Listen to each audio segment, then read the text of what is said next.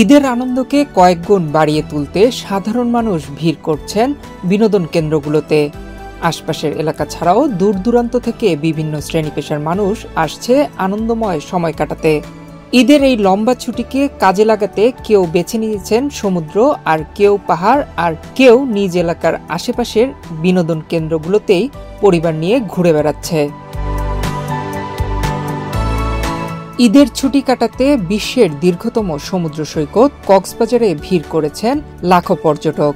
গরম উপেক্ষা করে সৈকতের সব পয়েন্টে যেন পর্যটকদের উপচে পড়া ভিড়। ঈদের যে একটা দীর্ঘ ছুটি 7 থেকে 10 দিনের, এই ছুটি কাটানোর সবচেয়ে ভালো উপযোগী জায়গা হচ্ছে এই কক্সবাজার। আমরা এসেছি মানিকগঞ্জ, ঢাকা থেকে। ভালো লাগে, বারবার আসার মন চায়, এই জন্য আসি।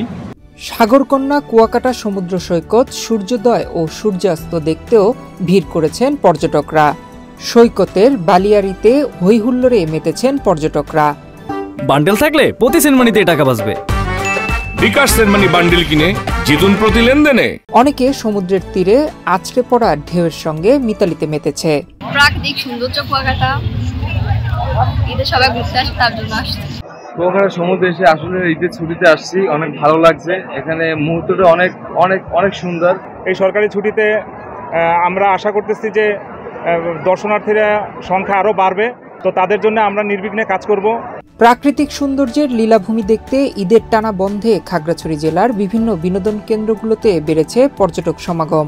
ঈদের ছুটিতে আলুটিলার গুহা, ঝুলন্ত ব্রিজ, তারেং, ছিরাং ঝর্ণা সহ বিভিন্ন দর্শনীয় স্থান পর্যটকদের পদচারণায় মুখরিত। আমরা ঈদের ছুটিতে খাগড়াছড়ি ঘুরতে আসলাম। এর ভিতর বিশেষ করে আলুটিলা পর্যটন কেন্দ্র আমাদেরকে খুবই আকর্ষণীয় করছে। আমরা আসলে ঈদ উপলক্ষে মানিকগঞ্জ থেকে এখানে এসেছি। তো এখানে আমরা আলুটিলা আসার পরে এখানে যে স্পটগুলো আছে এগুলো হচ্ছে মনোমুগ্ধকর, মন জুড়ে যাওয়ার মতো। এখানে আসার পরে হচ্ছে ঝুলন্ত ব্রিজ দেখেছি এবং কিছু বসার হচ্ছে স্পট আছে। তারপরে হচ্ছে ছবি তোলার মতো হচ্ছে অনেকগুলো পরিবেশ আছে এবং একটা গুহা আছে। প্রচন্ড রোদকে উপেক্ষা করে রংপুর জেলার দর্শনীয় স্থান, বিনোদন কেন্দ্র ও পার্কগুলো এখন লোকের লোকারণ্য। সকাল থেকে রংপুরের দর্শনীয় স্থান, সিনেমা হল, সাংস্কৃতিক অঙ্গন, বিনোদন কেন্দ্র ও শিশু পার্কগুলো ঘুরে বিভিন্ন বয়সী মানুষের ঢল দেখা গেছে। চিড়িয়াখানায় আমার নাতনিকে নিয়ে আসলাম, ঘোরাঘুরি করতেছি। বাঘ, ভাল্লুক, পাখি খেলাধুলার জন্য জায়গা আছে, ওখানে নিয়ে যাব। চিড়িয়াখানায় টিয়া পাখি দেখেছি, ময়না পাখি দেখেছি, অনেক ভালো লেগেছে। ঠাকুরগাঁ থেকে আসি রংপুর চিড়িয়াখানায়, অনেক প্রাণী দেখলাম এবং ঘুরতে আসলাম বন্ধুদের সাথে, আনন্দটা ভাগাভাগি করে নেওয়ার জন্য। ঈদ উপলক্ষে ভিন্নধর্মী ক্রীড়া ও সাংস্কৃতিক প্রতিযোগিতা আয়োজন করা হয়েছে ঝিনাইদহে। বার্ষিক ক্রীড়া প্রতিযোগিতার অনুষ্ঠানের আয়োজন করেছি আমরা সবাই মিলে।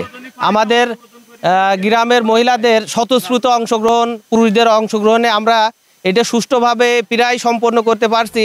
কর্মব্যস্ত মানুষ একটু সুযোগ পেলেই প্রকৃতির সান্নিধ্য পেতে ছুটে যায় বিনোদন কেন্দ্রে। বিগত বছরগুলোর থেকে এবারের ঈদে দীর্ঘ ছুটির ফলে বিনোদন কেন্দ্রগুলোতে ভিড় অনেক বেশি। নয়ন বিশ্বাস, বাংলাদেশ প্রতিদিন।